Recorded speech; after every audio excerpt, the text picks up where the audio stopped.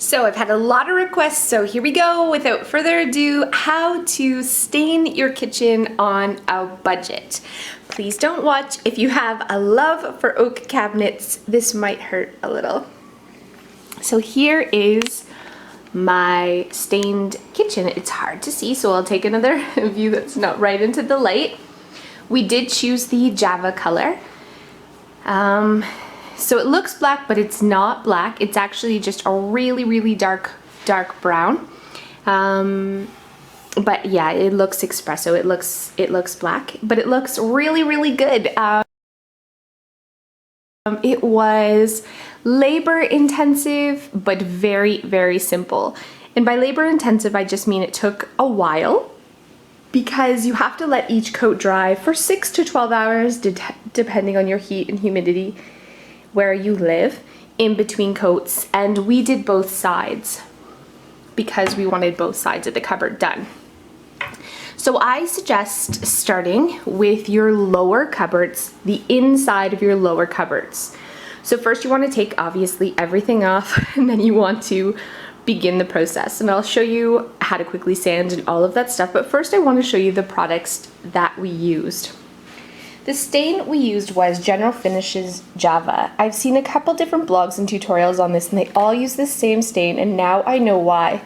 I did purchase a dark walnut in mini wax, and it's a lot thinner and harder to work with than the Java. The only downside to the Java is it does dry quickly and that it tacks quickly, but it's also a good thing that it dries quicker. So what you want to use to apply this is between a gel stain and a regular stain is, a gel stain is actually not a stain in the way we think of a stain. It doesn't penetrate the wood, it sits on top of the wood. And actually they use gel stain to do like doors that are made of fiberglass and different like plastic products. Even a gel stain will work on, because it sits on top of the surface. So you just put a little bit on your sock and rub it on, and then rub it off. I like using a sock. I did try brushes, I tried a lot of things, but a sock honestly did work the best.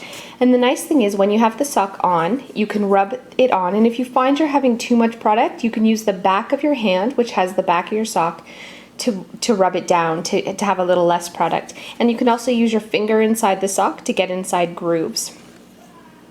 After they were completely dry, you want to wait probably 12 to 24 hours and then apply some polyurethane.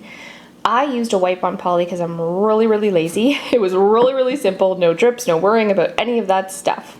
So I really liked the wipe-on poly. Make sure that you don't go gloss. You see how shiny these are? This is with a satin. And the shinier they are, the more imperfections they're gonna show. So I even may have wanted to go with a matte. I guess it depends on the finish you're really looking for, but definitely I would not recommend a gloss. The other nice thing about a gel stain is, unlike a paint, you can still see all the wood grain. So they don't look like painted cupboards. They look like wood cupboards that are really dark. So yeah, love it. And they're holding up very well. It's been a few weeks now, no nicks, no dings, no nothing like that. But it does say that it takes a few days for the poly to really set. So just try to be careful with them for the first couple of days after you've rehung them. We did buy new hardware for ours, as you can see, because ours before were so disgustingly hideous, but we couldn't get new handles. Because our handles are actually 3 1/4, which they don't make anymore. These are 30-year-old cabinets. Our pulls are 3 1/4. They don't make them anymore. So what we did was just spray painted them. And if you're looking at spray painting your handles as well, I'll show you what we used. I just used 1 can of this metallic. I used satin nickel spray paint, and then I sealed them with a clear sealer over top, a matte clear sealer over top. I didn't even use the whole can, and we did all of our pulls, and they look a lot better, and it saved a lot of money. So all in all, the total cost on this project was, I got 2 of these cans of Java stain, and I still have over half of one left. That was $65 for both cans, including tax and delivery. $8 for the rub-on poly. Another $5 for my spray paint. And I used rubber gloves. You're gonna need rubber gloves under your socks. I used lots of old socks. We have no more holy or lost one person socks in the house. I used all of them. And gloves and steel wool. Now the importance of steel wool is in between your coats, you're going to have some dust land in them, some little hairs.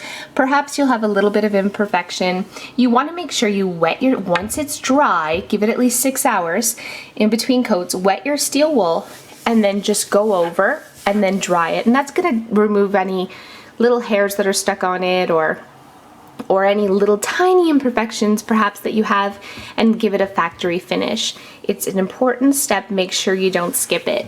And also make sure when applying it that you apply them in very, very thin coats. You want probably 4 coats total, and you'll see that after the 3rd coat it's looking really good. The first 2 coats are extremely, extremely scary. So that's the back. So I only put 1 coat of poly on the back, and I put 3 coats of poly on the front, just to protect them a little bit more. So yeah, that's sort of it. Really simple. Rub it on with a sock, let it dry, rub on another coat with a sock, let it dry, rub it on with a sock, let it dry, and then apply the poly about 12 hours after that. And you'll have a kitchen. We did pay $100 for all the new hinges, but in total we turned this literally 30-year-old kitchen into something that looks really, really new and pretty for around $200 in stain and supplies, which I think is a great price. So hopefully I'll probably mismatch a couple different things together. Hopefully that you kind of get the idea of how to do it. If you have any questions, please feel free to email me. I would love to answer any questions that you have, and good luck. Thanks so much, and see you next time.